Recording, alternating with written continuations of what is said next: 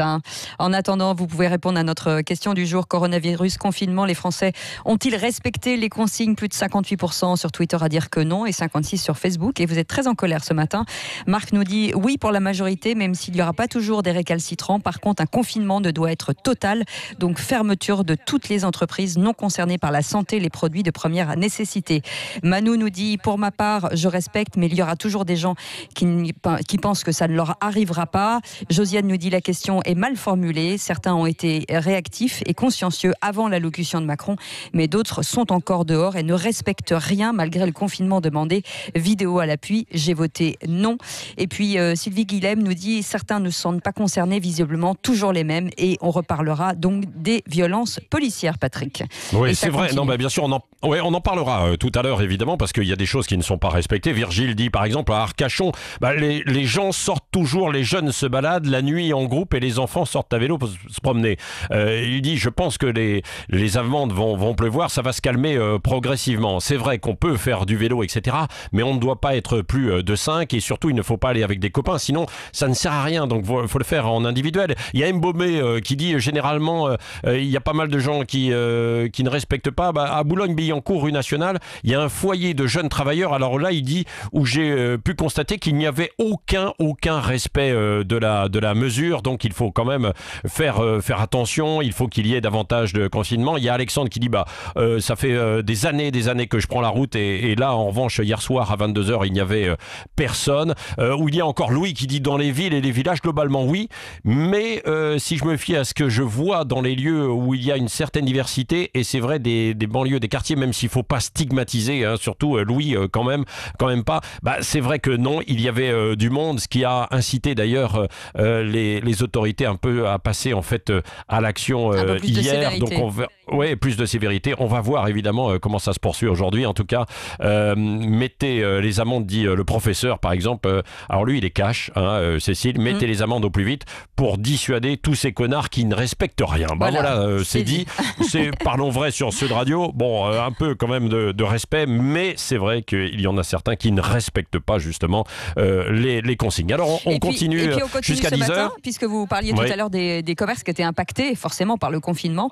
Et on a ce matin en ligne Didier Martinez, qui est secrétaire régional du syndicat Unité Police. Mais juste avant, on a Alexis Roux de Bézieux, qui est président d'Épiciers de France. Oui, bonjour Alexis Roux de Bézieux.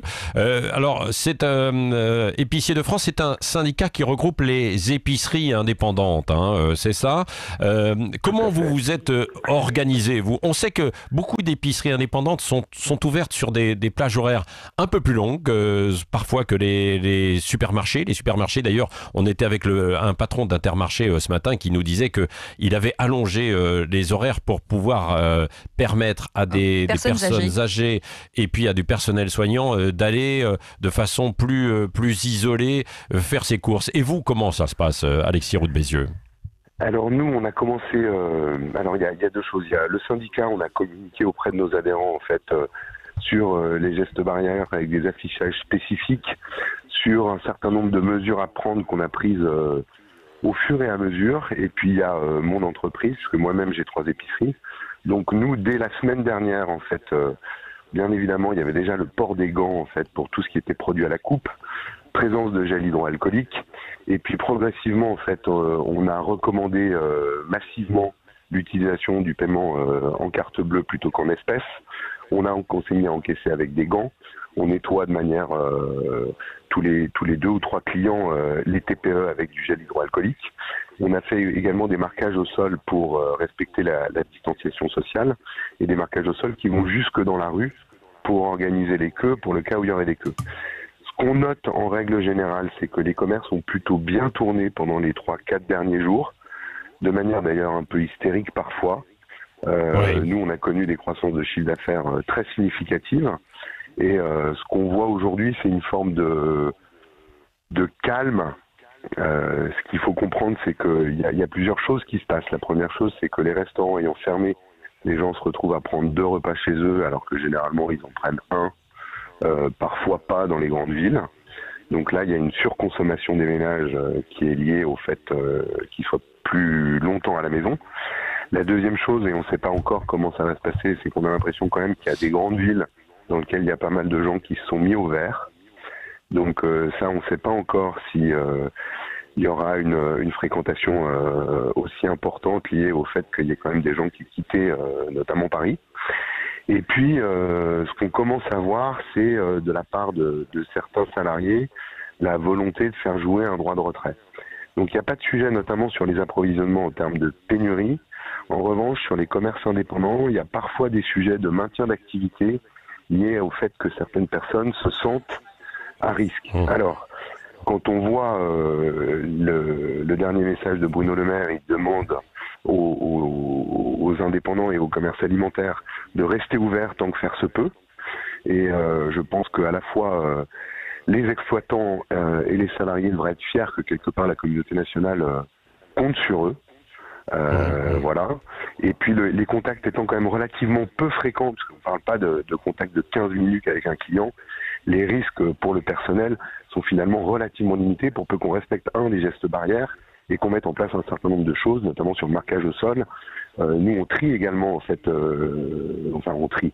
On laisse rentrer 5 personnes dans un point de vente en même temps, justement pour éviter les risques de contamination et pour faire en sorte qu'il y ait suffisamment de distance entre les individus. Ça évite également, en fait, les moments de rush en caisse. Bah, et donc tout ça se passe plutôt bien. Il n'y a pas de rupture chez vous, Alexis Roux de Bézieux, comme certains le craignent, le redoutent, et c'est pour ça qu'ils sont allés faire des stocks? Pour le moment, il n'y a absolument pas de rupture. Il y a deux choses qui ne sont pas faites à date. Là, je vais parler plutôt de mon entreprise. C'est qu'on ne porte pas de masque parce que les masques, il y a rupture et que quand bien même on pourrait en avoir, on ne le ferait pas parce qu'on privilégierait les professionnels de santé qui en ont une bien plus impérieuse nécessité que nous. Et la deuxième chose, c'est que en ce moment, il y a une forme de rupture sur le gel hydroalcoolique parce que les stocks sont pas forcément là et que certains acteurs du CHR, alors on a pu se dire que certains acteurs qui fournissent le CHR auraient eu des stocks, mais en fait certains ont suspendu temporairement leur activité parce qu'en fait ils ont moins de clients. Donc là c'est peut-être le sujet, mais sinon sur les approvisionnements, pour le moment il n'y a pas de rupture. Il y en aura peut-être si jamais il y a des droits de retrait qui se font dans les entreprises de l'amont, mais pour le moment on ne l'aperçoit pas.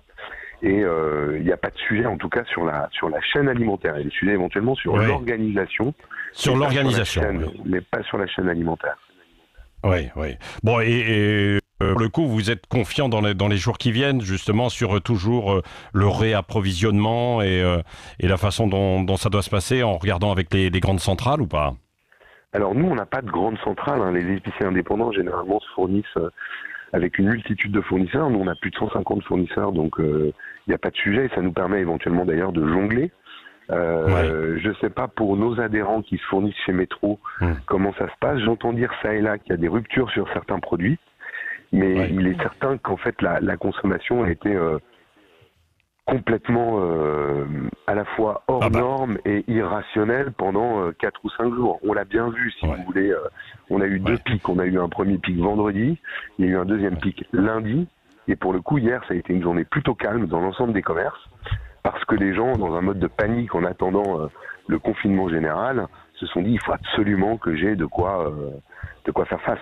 Mais Alexis, il y a beaucoup d'hypermarchés, par exemple, qui disent finalement les gens achètent n'importe quoi, ils vident les rayons, ils achètent n'importe quoi, sans réfléchir. C'est totalement vrai. En fait, ce qui se passe, si vous voulez, c'est que dans un état de panique dans lequel les gens ne savent pas de quoi demain sera fait, eh ben, ils se disent il faut absolument prévoir. Non sans compter qu'en fait, le fait d'avoir des questionnements sur sa santé et sur sa vie, on va dire, l'alimentaire est un peu une valeur refuge. Ça permet de compenser, en fait. Et puis l'état de frustration, en fait, qui est généré par le confinement, fait en sorte que psychologiquement, des gens trouvent des espèces d'échappatoires, en fait, assez irrationnels.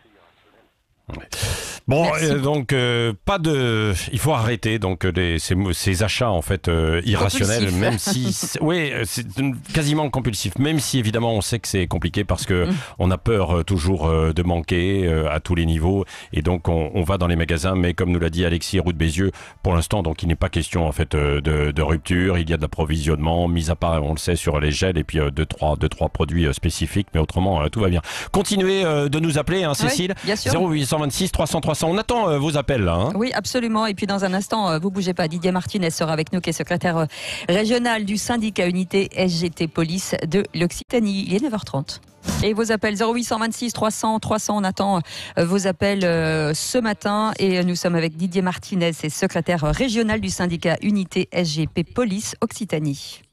Oui, avant de vous parler Didier Martinez, hein, donc c'est vrai au 0826 300 300, on veut savoir que vous nous racontiez, est-ce que autour de vous vraiment les consignes sont respectées, est-ce qu'elles ne sont pas respectées, est-ce que les gens sortent n'importe comment, est-ce que vous avez vu des choses un peu atypiques en fait hier, est-ce que vous êtes dans la situation où il y a besoin en fait de masques personnels soignants ou pas dans des secteurs où c'est indispensable parce que vous allez travailler, hein, comme on l'a entendu tout à l'heure avec cet agriculteur, hein, Gilles Briffaut, qui était avec nous aussi. Comment vous êtes organisé dans votre entreprise? Vous n'hésitez pas, vous nous appelez 0826 300 300 et on rappelle aussi, Cécile, qu'on a lancé une page solidarité sur Facebook, bien sûr, avec quelques messages, hein, Cécile.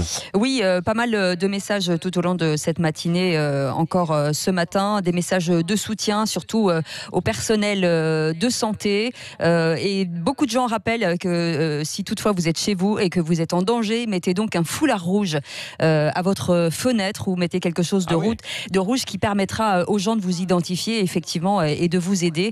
Ça, c'est une initiative qu'on découvre énormément ce matin. Donc vous pouvez continuer bien sûr d'envoyer vos messages et de partager toutes ces belles initiatives et puis votre expérience de ce confinement. Alain est avec nous en ligne ce matin, qui nous appelle d'Ariège justement. Bonjour Alain. Oui, bonjour Alain. Bonjour à tout le monde. Oui. Oui, mes remarques, c'était tout à l'heure, j'entendais dire que c'était triste de voir les parkings qui étaient vides, tout ça, tout ce qui s'est arrêté. Moi, je suis du Pays d'Olme, vous savez. Nos grands énarques, ils ont tout arrêté, là, il y a 20 ans. Avant, il y avait 15 000 employés dans notre région et on a laissé partir tout, on a tout laissé délocaliser d'ailleurs, comme pour ce qui est du sanitaire, comme pour tout ce qui est des services publics, comme tout ça. Et là, c'est pas le virus qui les a arrêtés, hein, c'est les énarques et le pognon. Et ça, c'est malheureux. J'espère qu'on va quand même s'en sortir et que, à la fin, ça va permettre aux gens de comprendre que il faut rebattre les cartes et regarder les choses de plus près. Gauvin Serre le chante, on est les oubliés. Il dit tout dans sa chanson. Voilà, moi j'ai envie de dire la même chose. Moins bien certainement que ce que lui il l'a fait. Mais c'est quand même fabuleux que le président Macron s'aperçoive aujourd'hui que les services publics ont disparu, que nos infirmières travaillent dans des conditions déplorables, que nous avons laissé partir le sanitaire en Chine. On était en train de laisser partir aussi notre agriculture. On dépense des sous à gauche, à droite. C'est fabuleux. Nous, on remplace les paysans par des ours. Vous allez voir que dans quelques temps, tous ces gens qui veulent venir se mettre au vert, ils ne pourront plus venir. Bon, c'est un mélange complet de la situation. J'espère que ce virus aura au moins ce côté positif, hein, de montrer que non. Notre France est partie dans le mur. Ça c'est vrai, Alain. Je pense qu'il y a deux choses dans ce que vous dites qui est particulièrement intéressant. Bon, d'une part, aujourd'hui, il faut faire face quand même à cette pandémie. Hein. Il faut l'arrêter parce que c'est extrêmement dangereux. Je ne sais pas si vous avez entendu le témoignage de cette femme que nous avions ce matin à 7h15, hein, qui nous racontait que son père est décédé, Gemma, en 2 temps, 3 mouvements malheureusement, et il était, alors qu'il ne présentait pas forcément de symptômes et qu'il n'était pas dans une grande fragilité, et il a été touché et véritablement abattu. Donc, il est urgent quand même de lutter contre ça. Et c'est vrai qu'ensuite, il va falloir se poser un certain nombre de questions sur l'organisation de nos sociétés, de notre pays, de notre économie, de notre solidarité, de l'ensemble de notre système. Ça, vous avez raison en fait de le pointer. Et ça fait longtemps d'ailleurs qu'on essaie de le pointer sur Sud Radio. On donne la parole à tout le monde et on essaie de se dire il faut trouver en fait de nouvelles solutions parce que le monde est quand même extrêmement fragile. Et là, on s'en rend compte, hein, véritablement, Alain. Ça, on s'en rend compte et probablement autour de vous, c'est ce que vous voyez et ce que vous décrivez, quoi. Ben, c'est vrai, vous savez, mais c'est simplement une question de bon sens. On a privilégié simplement tous les actionnaires. Mais c'est fou. On était loin d'imaginer que nos politiques et nos grands énarques pouvaient avoir cette sottise de laisser partir tout. On a tout laissé partir. Vous le voyez, aujourd'hui, on y est là. Hein. Mais bon, comme vous dites, il faut croiser les doigts et espérer que les choses vont s'améliorer et qu'ensuite, après, on va peut-être regarder un petit peu plus les choses de près. Non mais ça c'est vrai. À tout malheur, évidemment, tout malheur est bon, hein, c'est-à-dire qu'on pourra par la suite, mais il faut passer quand même cette épreuve qui est extrêmement difficile, ce tsunami, comme disent certains. Merci Alain, vous continuez de nous appeler 0826 300 300. Oui Patrick, il y a encore beaucoup de messages sur notre compte Facebook avec Denis qui nous dit EDF, pour les gens confinés, devrait mettre en place le tarif de nuit 24 heures sur 24, ce serait la bienvenue pour les particuliers, pourquoi pas, on pourrait peut-être les appeler EDF. Bonne idée, on va faire passer le message, hein. Continuez de nous envoyer ces messages. Et puis Cécile va relayer, bien sûr. Et puis de la colère sur l'exode des Parisiens vers les campagnes en disant attention, les hôpitaux de campagne ne sont pas toujours capables d'accueillir autant d'exodes, en tout cas des grandes villes. Donc il y a beaucoup d'énervement quant à ça ce matin. Et puis on continue ce matin avec... Ça c'est vrai, Virgile nous le disait, à Arcachon il a vu débarquer en fait beaucoup de gens, etc.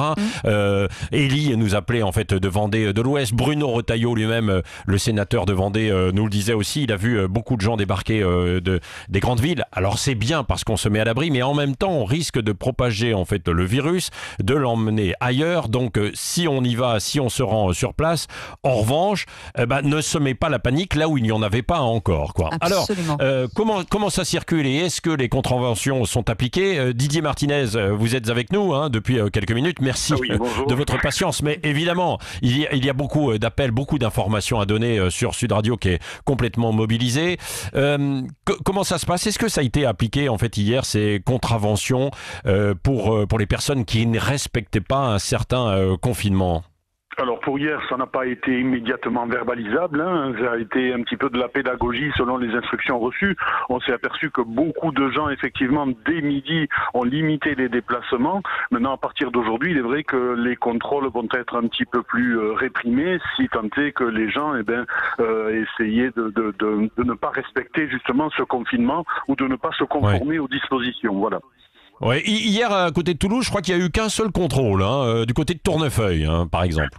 Voilà, il faut dire aussi que les contrôles, ils se font quand il y a la capacité opérationnelle de les faire. Ne pas oublier que la mission de police-secours, elle s'exerce toujours, que les policiers eux-mêmes sont en nombre limité et demandent également à être particulièrement protégés. Je dois dire qu'on a quand même beaucoup de difficultés à être au contact du public et à mener nos missions et ne pas nous-mêmes être protégés avec des masques et le minimum nécessaire pour justement ne pas exposer le public et nous mettre aussi en sécurité, parce que la présence policière, elle va être indispensable tout au long de ce confinement, et plus nos collègues sont contaminés, et il y en a, ou d'autres confinés, et plus ça nous pose des difficultés pour l'opérationnel. Alors vous avez reçu des masques ou pas alors, Didier Martinez, dans les commissariats non? Des masques, il y en a, oui, il y en a, mais en quantité extrêmement limitée, avec un usage particulièrement réglementé, on va dire. Voilà, on souhaiterait quand même, en étant sur la voie publique, au contact des usagers, à des situations qui peuvent à tout moment évoluer. Je veux dire, il peut y avoir emploi de coercition sur des événements, sur des contrôles ou un contact avec une personne. Le masque, il doit être en port permanent. Dès lors qu'on est au contact du public, il faut que le policier soit protégé puisqu'il est le primo-intervenant de quelque situation que ce soit. Et là, il est parfaitement inacceptable de doter de masques uniquement sur des considérations très précises ou des événements très précis. Voilà, les collègues ne comprennent pas ça et c'est vraiment une exigence majeure que nous portons à l'heure actuelle. Oui, c'est pas ce qu'a dit la porte-parole du gouvernement, Sibeth Ndiaye, qui a dit que en fait vous ne deviez porter des masques quand vous étiez face à des gens qui étaient susceptibles d'être infectés. Mais comment faire la distinction, c'est ça? Voilà, mais c'est ça. C'est pour ça qu'on dit que toute personne qui est susceptible d'être soit contrôlée, soit au contact des forces de l'ordre pour quelque événement que ce soit, eh ben, les policiers doivent porter ce masque, bien entendu. Vous savez, dans quelques temps, on le sait, on a des collègues contaminés. On ne voudrait pas que la corporation soit très malmenée ou avec un taux d'absence très fort, parce que là, on serait en réelle difficulté pour justement surveiller le confinement et continuer à porter assistance et surveiller les personnes et les biens. Didier Martinez, on a un appel au standard qui voudrait vous poser une question. On a Herriot qui nous appelle de Perpignan. Oui, bonjour Herriot. Monsieur Martinez. Alors, pour revenir au masque, on est tous susceptibles d'être contaminés, donc on devrait tous être porteurs d'un masque. Voilà, ça c'est la première, c'est ce que fait la Corée du Sud. Tout le monde porte des masques et vous voyez qu'en Corée du Sud, le chiffre est vachement plus bas que la Chine, par exemple. Oui, ce que je voudrais vous dire quand même, monsieur, attendez, on devrait tous porter un masque, mais dites-vous que tout le monde est censé être confiné à son domicile. Or, le policier, lui, il est sur la voie publique. Oui, non, mais j'entends, mais je vous explique quand même. Le policier, lui, il est au contact de 40, 50 personnes par jour, avec du public au fil et au gré des interventions police-secours. Et là, je pense qu'il est quand même essentiel que ce policier, quand il rentre chez lui le soir, il ait pu avoir un masque tout au long de la journée. Ça, c'est la distinction entre tout un chacun et le policier, monsieur. Oui, mais ça devrait être entièrement obligatoire. Je suis tout à fait d'accord avec vous. Mais voilà, on est tous susceptibles de le porter. Donc vous qui êtes sur le terrain tous les jours, vous devriez en avoir un tous les jours. Voilà, le porter obligatoirement. J'avais une question à vous poser, c'est concernant la délinquance. Bon, tout le monde est confiné. L'Occitanie nous a démontré l'extrême violence envers les gilets jaunes et tout, que ce soit à Toulouse, à Montpellier et tout. Est-ce que vous allez faire un peu de ménage dans les banlieues, c'est-à-dire vous allez prendre le temps de faire des descentes, de visiter les caves, et bon, verbaliser les gens qui vont plus circuler. On n'a pas besoin de 100 000 personnes, mais par contre, profiter pour faire le ménage dans les banlieues, ça serait peut-être intéressant. Écoutez, on peut imaginer qu'il y a une certaine opportunité peut-être de se consacrer à cette mission, vu qu'il y a l'interdiction de circuler. Pour autant, voilà, ce que je vous disais, le nombre de policiers est quand même assez limité. Il est vrai qu'il faut être en tout lieu, toutes circonstances, et surtout répondre aux sollicitations des appels 17. Et à l'heure actuelle, effectivement, toute personne est contrôlée, confinée sur la base de son déplacement ou du non-respect du confinement. Après, continuer la lutte sur la délinquance, sur toutes les missions, bien entendu, le cadre du flagrant délit reste respecté, mais vous savez, la mission essentielle à l'heure actuelle, elle est de se porter sur l'ensemble de la population, préserver surtout les biens, les personnes, et vous savez, tous les établissements sensibles, puisqu'aujourd'hui sont devenus sensibles aussi les pharmacies, les hôpitaux et les commerces qui restent ouverts. Donc on essaye d'être vigilant au maximum, réactif au maximum, et je vous cache pas qu'il y a certaines missions qui passent en point secondaire. Oui, non mais ça c'est vrai. Mais merci Henriot, et vous avez raison d'avoir appelé au 0826 300 300, c'est ça Sud Radio. On échange en direct, dans le respect évidemment, et on peut avoir des réponses pour le coup immédiates, comme Didier Martinez. Merci Didier Martinez, on va vous libérer. Merci d'avoir joué le jeu sur Sud Radio ce matin, secrétaire régional du syndicat Unité SGP Police en Occitanie. Dans un instant, on va prendre la direction de l'Espagne, on va être aussi en ligne avec un médecin sur ce confinement, sur ces mesures de confinement. Pourquoi il faut les respecter? On verra justement avec l'exemple espagnol que ça peut marcher, comme on l'a fait aussi en Italie, Cécile. Ah oui, absolument. Et puis déjà beaucoup d'appels au standard, on en parlera dans quelques instants. Restez avec nous, 9h44. C'est le grand matin Sud Radio à votre disposition, au moins jusqu'à 10h. Et notre enquête ce matin continue. Les Français ont-ils respecté les consignes? Pour l'instant, 58% et 56% sur Facebook et Twitter à dire que non. En tout cas, c'est ce que vous voyez autour de vous. Et puis, on revient bien sûr sur le coronavirus ce matin avec Fabien Guez, qui est médecin cardiologue à l'hôpital Ambroise Paré à Boulogne-Billancourt. Oui, Fabien Guez, bonjour. Oui, bonjour. Merci d'être avec nous. Les mesures de confinement, oui, merci d'être avec nous. On rappelle en fait ces mesures de confinement. Est-ce que vous avez l'impression, vous, que c'est respecté? En tout cas, en tant que médecin, vous ne pouvez évidemment toujours que les recommander, hein? Bien sûr, évidemment. On les recommande uniquement s'il n'y avait qu'un but, ce serait une raison, ce serait de protéger les gens fragiles. Évidemment, j'ai l'impression effectivement que ce confinement est assez respecté. Il faudra évidemment faire un point dans une quinzaine de jours pour voir s'il y a une incidence sur le développement de l'épidémie, ce que commencent à faire un petit peu les Italiens.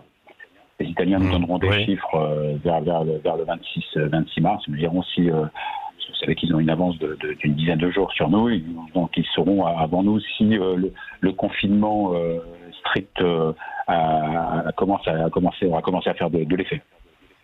Oui, c'est ça. Parce que pour l'instant, on le sait, ce confinement empêche la propagation, mais c'est pas parce qu'on est chez soi qu'on ne développe pas ce coronavirus si on est déjà porteur, quoi. Bien sûr, il y a très probablement plusieurs millions de Français qui sont porteurs sains et qui développent. Heureusement, cette maladie est une maladie dans l'immense, mais on le répète, dans l'immense majorité des cas est bénigne, elle n'entraîne pas de létalité, elle est mortelle dans à peu près 2% des cas, mais le problème ce sont les formes graves sévères qui occupent les lits de nos services d'urgence et de réanimation.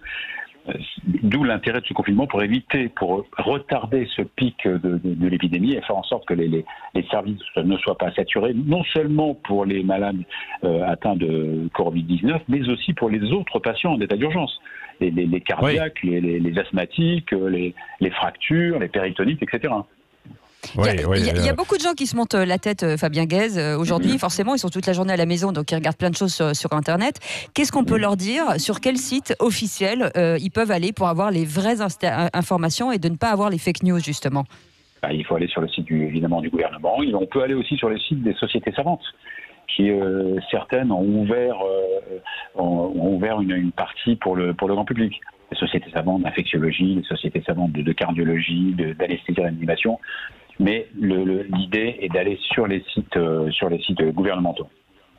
Absolument, merci beaucoup. Nous sommes inondés de fake news. Surtout, n'écoutez que ce qu'on vous dit sur les médias officiels et les gouvernements. Oui, mais alors, en même temps, Fabien Guez, on peut comprendre qu'il y ait une certaine défiance de la parole, parce qu'il y a de cela quelques jours encore, on nous disait que c'était une grippette, que ce n'était pas aussi grave, qu'on maîtrisait la situation. Donc, du coup, vous comprenez les interrogations en fait de l'ensemble de la population, quoi. Oui, bien sûr, on comprend les interrogations. Enfin, ce n'est pas une grippette, mais encore une fois, ce n'est pas une pathologie mortelle. Il faut que les gens le sachent. Là aussi, il faut le répéter, l'usage des masques n'est pas vraiment utile pour les porteurs sains. Ce qui est utile, c'est de se laver les mains, c'est de ne pas s'approcher d'autres personnes. Mais le masque n'a aucun intérêt, sauf pour les professionnels. Alors, est-ce qu'il n'a aucun intérêt? On a du mal à comprendre, là. Franchement, Fabien Guez, vous êtes médecin et on se parle vrai sur Sud Radio. On dit qu'il n'a pas d'intérêt et en même temps, certains vous disent quand même c'est une barrière, c'est une première protection. Donc, où on fabrique nous-mêmes ce masque avec du tissu, etc. Ça peut servir quand même, non? Je veux dire, ça peut servir en dernier stade. L'idée, c'est pour l'instant, ceux qui sont le plus en contact avec la population, ce sont les professionnels de santé. Il faut que les professionnels de santé, pas pour ne contaminer les gens, pour ne pas que les professionnels de santé contractent la maladie. C'est dans ce sens qu'il faudrait réfléchir, pas dans l'autre sens. Maintenant, de porter un masque en faisant du vélo, c'est complètement aberrant, ça ne sert à rien. Mais ça veut dire que les gens qui en ont acheté des grandes quantités il y a 15 jours, 3 semaines, devraient justement les rapporter aux pharmacies? Bien sûr, sans hésiter. Ça, c'est un acte civique? Bien sûr, évidemment, il y a encore un énorme manque de masques pour les professionnels de santé. Si vous vous rendez, j'ai l'écho de beaucoup de médecins qui sont allés ce matin dans les pharmacies et n'ont toujours pas reçu.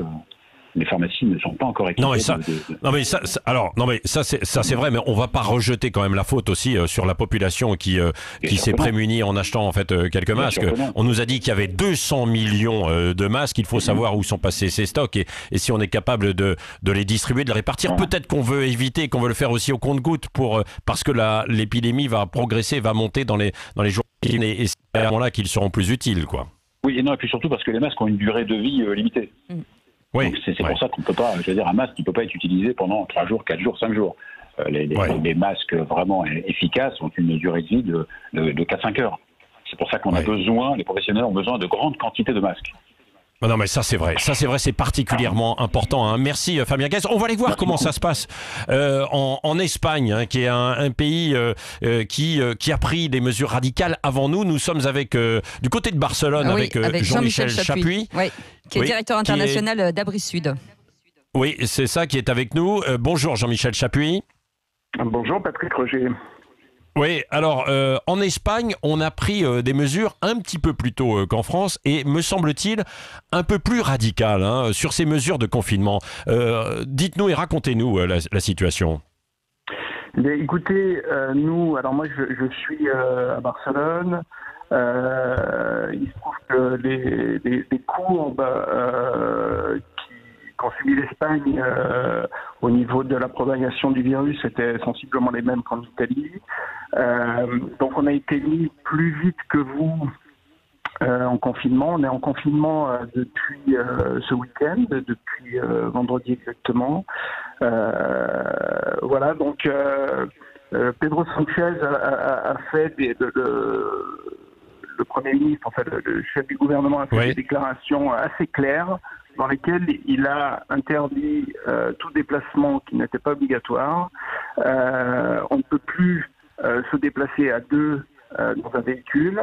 Vous ne pouvez vous déplacer que pour acheter des denrées alimentaires de première nécessité ou dans les pharmacies. Tout le reste, comme en France, des commerces a été fermé, mais bien avant la France, effectivement.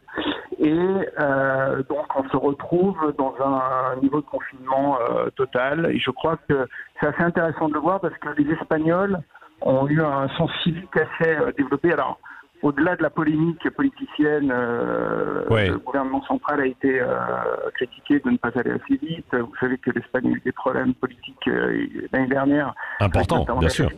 Notamment la crise catalane. Et on leur a reproché de peu communiquer, mais leur communication a été très claire ce week-end. Plus de déplacements. Les gens restent chez eux. Donc j'écoutais vos deux interlocuteurs juste avant. Et effectivement, on manque de masques. Ici, on n'a pas de masque non plus. Mais le port du masque ne devient plus essentiel pour la bonne raison qu'on ne sort plus de chez nous. Voilà. Et les gens le respectent. Les gens l'ont compris. Et on a... je continue, excusez-moi, mais on a été choqués de certaines images qu'on a vues ce week-end sur les médias français. Étant, je crois, conscients légèrement plus vite que les Français qui sont heureusement en train de prendre conscience de tout ça. Ouais. Et donc, ce qui veut dire qu'en Espagne, Jean-Michel Chapuis, en Espagne, c'est vraiment respecté. Les Espagnols restent chez eux et ne sortent que individuellement pour aller faire des courses et un peu travailler, ou l'économie est complètement arrêtée? Écoutez, l'économie est complètement arrêtée. Dans sa majeure partie, dans certaines activités continuent, évidemment toutes les activités sanitaires. Mais l'immense majorité des Espagnols se sont organisés en cette début de semaine pour faire du télétravail. Et quasiment tout le monde est en télétravail. Donc personnellement, je suis allé au bureau lundi pour rassembler mon staff avec un protocole très strict en open space, parce que notre espace nous permettait de le faire avec des gens qui étaient séparés les uns des autres d'1,50 m, avec le port des gants pour ceux qui en avaient. On n'a pas de masque, effectivement, mais on manque de masques comme vous, et en demandant à tout le monde de s'organiser pour pouvoir rentrer chez eux et mettre en place, on a mis en place des moyens, des outils télématiques, comme vous l'avez fait d'ailleurs chez Sud Radio, pour pouvoir travailler. Et aujourd'hui, on s'organise, on a beaucoup de boulot. Je sors d'un comité de direction qui est aujourd'hui actuellement journalier tous les matins à 9h, et mes collaborateurs travaillent avec moi pour réorganiser.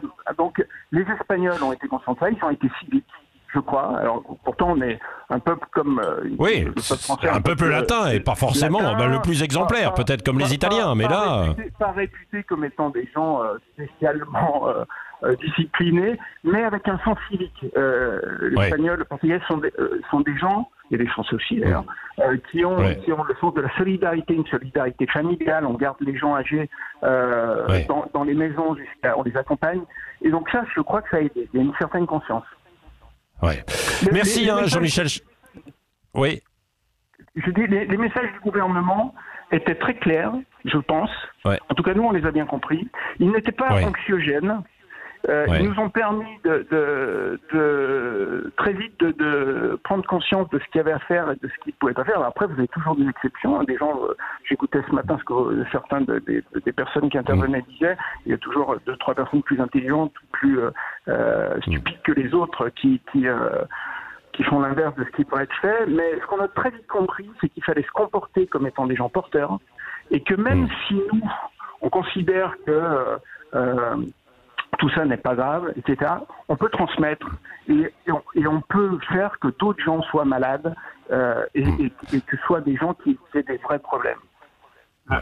Merci beaucoup.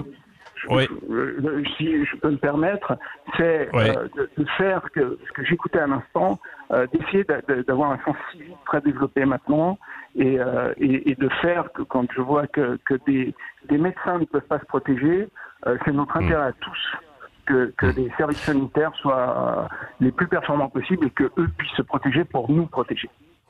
Ouais. Merci beaucoup, Jean-Michel Chapuis, directeur international d'Abri Sud. Vous êtes du côté de l'Espagne à Barcelone. Merci. Effectivement, on a bien compris que les Espagnols ont réagi plus vite. Vous l'avez entendu, Cécile, ont été plus civiques que nous. Quand même assez sidérés, en fait. Quasiment plus personne dans les rues, pas de déplacement à plus de 2 dans les voitures, etc. On en était loin en France ce week-end. Aujourd'hui, ça commence à arriver, oui, bien sûr. Avec un dernier appel, Patrick, Pierre je ne sais pas si on va avoir le temps. Juste un mot, puisqu'il attend depuis tout à l'heure. Il met juste un mot. Pierre, bonjour. Bonjour, Pierre. Bonjour. Oui. Allô? Oui, on vous entend, Pierre. Oui, Pierre, un mot. Vous avez 30 secondes pour conclure. Et de toute manière, vous pourrez réagir de nouveau tout à l'heure chez Valérie Expert à partir de 10h, 10h30. Elle vous donne la parole et chez André Berkoff. Allez-y, Pierre. D'accord, donc juste pour vous dire, moi j'ai une entreprise où on fait de la vente de produits, donc ménager, désinfection, etc. Et je voulais simplement dire aux gens, attention à tout ce qui se dit et tout ce qui se fait à l'heure actuelle, parce que j'ai jamais vu autant de pseudo-chimistes faire des mélanges de trucs, d'huiles essentielles, etc., etc. Il n'y a aucun produit à l'heure actuelle. Il faut savoir que les virucides à l'heure actuelle ne sont plus fabriqués en France par manque d'alcool. Les fabricants n'en ont plus. Et... on vous entend plus, Pierre. Pierre, on a perdu Pierre. C'est dommage, c'était intéressant, Pierre. Non mais Pierre, on va, alors pour les auditeurs, on va rappeler Pierre. On va le passer à Valérie Expert. Valérie Expert, tout à l'heure à 10h30, parce que les programmes évidemment continuent. André Berkoff ce midi, les vraies voix ce soir, Brigitte Lahaye, Trina Magdine. Bien sûr, l'antenne vous est complètement ouverte. Vous l'avez entendu ce matin sur Sud Radio. On aborde toutes les questions avec vous, à la fois sur le plan économique, sur le plan sanitaire, sur les conséquences, sur le confinement. On essaie de vous éclairer. Alors, dans la mesure du possible, on contribue à notre petit niveau, bien sûr pour ça. Et on rappelle, Cécile, la page Solidarité. Sud Radio Coronavirus, continuez de mettre, d'inscrire effectivement vos conseils, votre quotidien, vous partagez vos initiatives et on va répondre parce que on voit pas mal de choses là et il faut qu'on réponde parce qu'il faut qu'on recadre les choses. Il y a pas mal de fake news qui arrivent et donc voilà, restez avec nous. En tout cas, nous on vous retrouve demain matin. Patrick Roger et toute l'équipe. Chacun chez soi, on verra. Chacun chez soi, bien sûr. Et puis tout va bien comme ça. Bien gardés, voilà, c'est ça. Oui, c'est plutôt bien gardé. En tout cas, ça a bien fonctionné. Merci Richard, merci en fait toutes les équipes de Sud Radio qui sont mobilisées autour de Micha, notre responsable technique, Bruno Dubois, notre responsable d'antenne également. Vraiment un grand, Juliette, tout le monde, j'en oublie. Un grand merci à vous. On continue évidemment sur Sud Radio. On se retrouve. Je vous embrasse, Cécile. Je ne le fais jamais, mais là je peux vous embrasser, c'est facile. Oui, absolument. Allez, passez une bonne matinée, à tout de suite. Il est 10h.